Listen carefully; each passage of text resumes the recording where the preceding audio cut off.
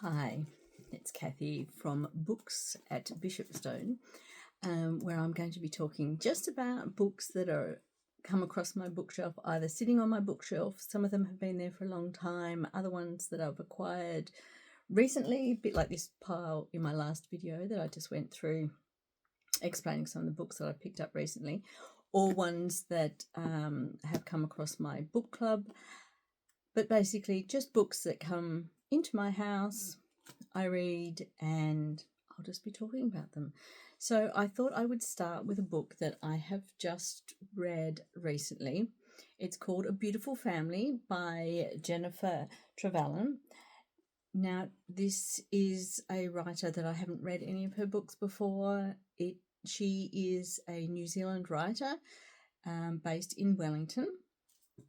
And so usually, I have a very eclectic view of my reading. Usually, I do love to read local authors. So I'm in Tasmania, which is the little island to the south of Australia. I like to read Tasmanian authors, Australian authors, and, well, of course, New Zealand authors. Not that I read as many New Zealand authors, but New Zealand being very close, I always find that quite interesting as well. So the premise of this book is, I will just read you a little blurb off the back, is, in the past, we had always spent our summer holidays in remote places. That had always been my mother's preference. This year was different. So already I'm interested. It is a book that is set, I presume it's, kind of set in New Zealand. It's set around a family with two girls, so a mum and a dad, two girls. They're going on their summer holiday. Like the premise says, they usually go away somewhere remote, somewhere quiet, somewhere just with them. This year, the mother has decided that she wants to go somewhere different. So they go to the coast. They go to a beachside town and hire a house. And of course, there are lots of people around. So there's a lot of people to interact with, which is obviously quite different for this family. And I guess I would say this is a bit of a coming of an age kind of story. So it's set around the main character as a young girl, and it's kind of told from her point of view, basically. And of course, there's a house next door with a strange, well, she thinks a strange kind of guy next door, who, when he's up on his deck or balcony, that he looks down into the yard and can see her and see the family. And then, of course, she meets a young boy who's also staying there with his family, and they become good friends. I won't give too much away, but they decide to have a little adventure by trying to unlock a clue of someone who'd gone missing a couple of years beforehand. And so that's the kind of premise, which to me, the whole premise of that to me is really great. I love that kind of a story. I love that idea. And yes, what else can I say about it? Well, what can I say? The book is 328 pages, so we're not talking about a massive book. I think it's a great size, great length. I really enjoyed this. I mean, I have to admit, I really, really enjoyed it in terms of I enjoyed the characters. I liked the characters in the book. It was a good, easy read in terms of I wasn't struggling through. I didn't find it boring. I wasn't rereading passages. Sometimes I find that I've read a bit of a book and then I can't really remember too much what's happened. I have to go back and reread a bit.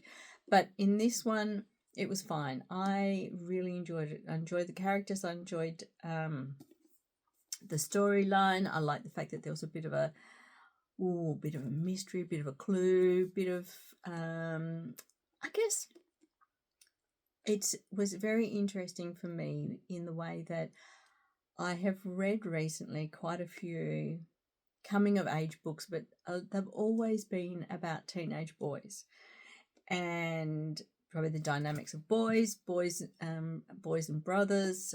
And this was a refreshing change because it was kind of a coming of age of a girl, and not in a, I was going to say not in a bad way, not in a difficult way, if you know what I mean. Like some of the boys' books, coming of age boys' books that I have read, I find them quite, I shouldn't really say gut-wrenching, but the stories have been tough. They have had, toughness to them. And I guess that's leaning to the side, the masculine side, the kind of coming of age of boys, and there's got to be some sort of a toughness or some sort of really strong difficulty. I found that in this one, there wasn't that same level of toughness. She's trying to work out what's going on in her family. She's trying to work out what's happening in the families around her. She's trying to, I guess, work out the difference between her family and this new friend that she has made, and his kind of family setup. So in that way, and then she seems to be seeing things that the adults aren't seeing as well. And I think it's all done very, I was going to say very nicely, but I mean, it's not with huge tough angst. I think it's done very sensibly, very naively as well. Like, I think it's quite true to the fact that a lot of teenagers, young teenagers, well, she's really a young teenager, really, it is very naive. You don't see the world as other people do, and you don't see things with hindsight, and you don't see as an adult would see something. And you also have more time to kind of just have a look around and see, just to see what's happening around you. And so in that case, I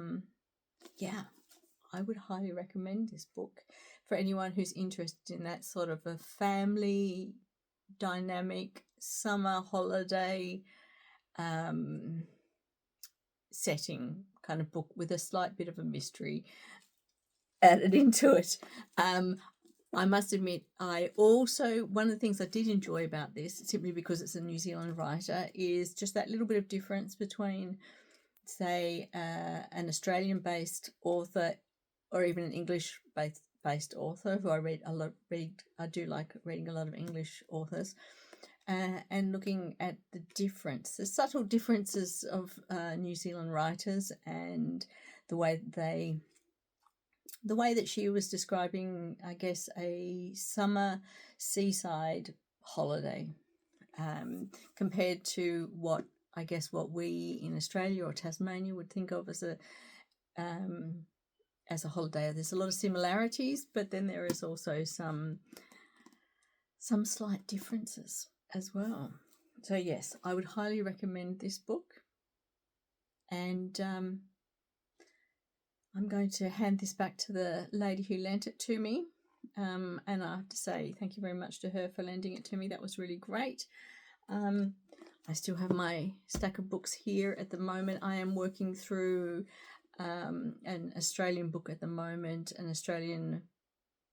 another coming of age book, and for a boy, a teenage boy, which I will talk about in my next video.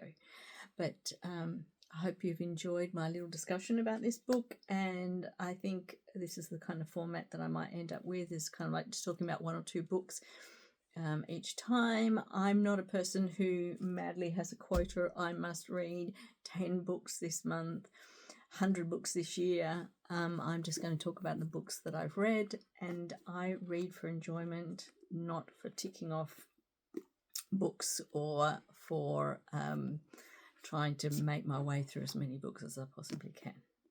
But if you did like this, it'd be great if you'd give me the thumbs up and like and subscribe. That would be fantastic. I would really love that. And if you have read this book, or if you know anything about this author, I would love you to leave something in the comment. Let me tell me what you think, what you have heard, what you know, and do you like this type of book? Okay, great. Thank you very much, and I'll catch up with you later.